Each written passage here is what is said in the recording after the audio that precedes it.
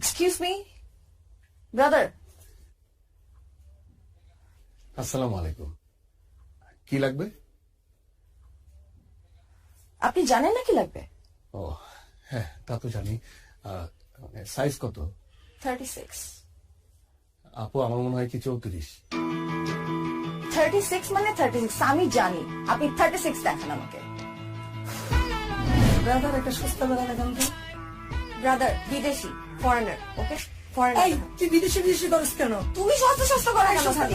আশ্চর্য, তুমি অলওয়েজ সস্তা সস্তা করো। সস্তায় দিব তোকে। আচ্ছা ব্রাদার, আপনাদের এখানে কি কি ধরনের ব্রা আছে? আমাদের এখানে বিভিন্ন ধরনের ব্রা আছে। এই বিভিন্ন ধরনের ব্রা বলছি কেন?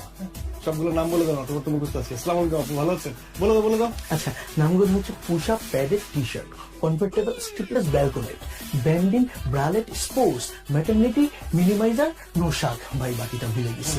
বলে গেলে চলবে? Can, long line, cage, plunge, stick on, mastectomy. আর তাছাড়াও আমাদের বিভিন্ন দেশে বিভিন্ন ধরনের ব্রা আছে। বাংলাদেশ, ভারত, নেপাল, মারমা, বার্মা, ভুটানেও আছে। কিন্তু আমাদের স্পেশাল একটা ব্রা আছে, সেটা হচ্ছে সাউথ আফ্রিকা। কিন্তু সেটা এখন অ্যাভেলেবেল না, কারণ এটা হচ্ছে আমাদের কাস্টমে আটকে গিয়েছে। কিন্তু আপনি যদি আমাদেরকে অর্ডার দেন, 2 সপ্তাহের ভিতরে আমরা আপনাদের বাসায় গিয়ে দিয়ে আসবো, আর আপনি চাইলে এখান থেকে নিয়ে নিতে পারেন। একটু বোঝাও না, আমাদের লাগবে একজন দেখাও। আচ্ছা, জি ভাই, কত জানি? 350। আচ্ছা ঠিক আছে। জি, শোনো,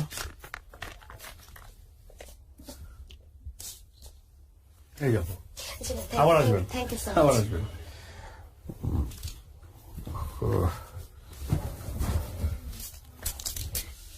ব্রাদার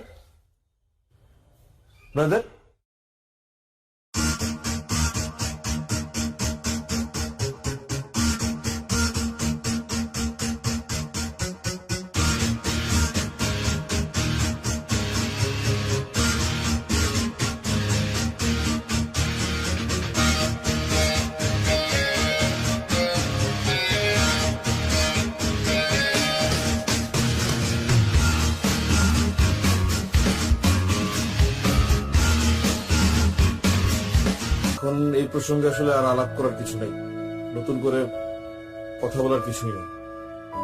তারপর আপনি মুরব্বী মানুষ, বাসা বয়ে আসছেন, খুশি হয়েছি, কিন্তু এই প্রসঙ্গে এটাই আমাদের শেষ আলাপ বা শেষ দেখা।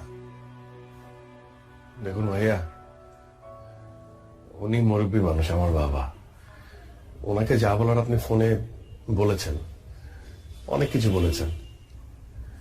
সত্যি কথা বলতে, আমার বাবা এখানে আসতে চায়নি, আমি ওনাকে জোর করে নিয়ে এসেছি। আমি ওনার সামনে, আপনাদের সবার সামনে কিছু কথা বলতে চাই। আপনি আমাকে আটকাবেন না, খুব বেশি সময় লাগবে না। এই ধরুন 2 মিনিট বা 5 মিনিট। আমি আপনাকে এটাও বলবো না যে আমার কথার উপর ভিত্তি করে আপনি আপনার সিদ্ধান্ত পরিবর্তন করে ফেলবেন, এটা আমি আপনাকে বলছি না। কিন্তু আমি আপনাকে বলছি, আমার কথাগুলো আপনি একটু শুনুন। দেখুন ভাইয়া, ছোটবেলায় মাকে হারিয়েছি। আমার মা বাবা দুজনই হচ্ছে আমার বাবা। সে আমাকে অনেক যত্ন করে মানুষ করেছে। আমার বাবা কখনো অসৎ পথে যাননি, আর আমাকেও এটা শেখাননি। আমি সবসময় সৎ পথে ছিলাম। আমার বাবার সব কথা আমি শুনেছি, সব সময়। উনি আমাকে পড়ালেখা করতে বলেছেন, আমি পড়ালেখা করেছি, খুব ঠিকঠাক মতো পড়ালেখা করেছি, খুব ভালো রেজাল্ট করেছি। ভালো রেজাল্ট করার পর আমার একটা চাকরি হবে, এটা তো সহজ ক্যালকুলেশন, তাই না? বিশ্বাস করুন ভাইয়া, আমি অসংখ্য ইন্টারভিউ দিয়েছি। ভালো রেজাল্টের যোগ্যতা আমার ছিল, সেটা হয়েছে। কিন্তু চাকরি পাওয়ার যোগ্যতা হয়তো আমার ছিল না, এই জন্য হয়নি। সে এক অদ্ভুত যোগ্যতা, মেনে নিয়েছি। সেই যোগ্যতা হয়তো আমার নেই। আমি 2 বছর বসা ছিলাম, আপনার বোন সামিয়া সেটা জানে। আমি তখন হতাশাগ্রস্ত হচ্ছিলাম, আপসেট হচ্ছিলাম। তখন আমার বাবা আমার পাশে এসে আমাকে বলে যে, বাবা শোন, আমাদের ব্যবসাটা ধর, যে ব্যবসা তোর দাদা করেছে আমি করেছি সেই ব্যবসা তুই কর, কিন্তু আমার দাদার করা আমার বাবার করা এই ব্যবসাকে আমিও আপনার মতো পছন্দ করতাম না, একদমই করতাম না। মানুষ কি বলবে কি ভাববে এটা সবসময় আমার মাথায় এটা কাজ করতো, কিন্তু বাবার অনুরোধ আমি ফেলতে পারিনি। আমি ব্যবসা শুরু করি এবং আমি কি ব্যবসা করি এটা কখনো সামিয়াকে বলতে পারিনি, কারণ আমিও আপনার মতো ভাবতাম যে এটা একটা ছোট কাজ, এই সমাজ যেভাবে ভাবে ঠিক সেভাবে। আমার ভালো লাগতো না এই কাজ করতে, তাই আমি সবার কাছ থেকে আড়াল করেছি। কিন্তু আমার বাবা বিশ্বাস করুন চোখ খুলে দিয়েছে। এখন আর আমার বলতে দ্বিধা নেই যে আমি ইনার গার্মেন্টস বিক্রি করি। আমার কষ্ট হচ্ছে না, আমার প্রাউড হচ্ছে। আচ্ছা ভাই আপনি বলুন তো, আমি কি দুর্নীতি করছি? আমি কি চুরি করছি? আমি কি মানুষের টাকা মেরে খাচ্ছি? আমি একটা ব্যবসা করছি, ব্যবসা যে ব্যবসা করতে আমার দাদার মান সম্মানে লাগেনি, আমার বাবার মান সম্মানে লাগেনি, সেই ব্যবসা করতে আমার মান সম্মানে কেন লাগবে বলুন? আমি তো খারাপ কিছু করছি না, আমি তো মানুষের উপকার করছি।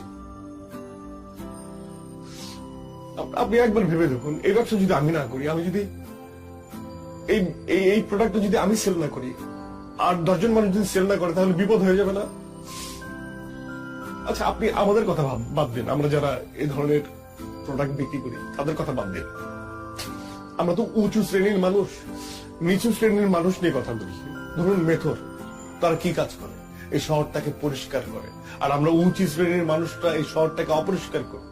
এখন সেই নিচু শ্রেণীর মানুষরা যদি হঠাৎ করে ভেবে বসে যে আমরা নিচু কাজ করছি, আমরা এই নিচু কাজটা করব না, তখন আমাদের এই উঁচু শ্রেণীর মানুষদের কি অবস্থা হবে বলেন? তারা যদি পরিষ্কার করা বাদ দিয়ে দেয়, তারা যদি ভাবে যে তারা নিচু কাজ করছে, তাহলে পুরো ঢাকা শহরটা অপরিষ্কার, তখন কি হবে?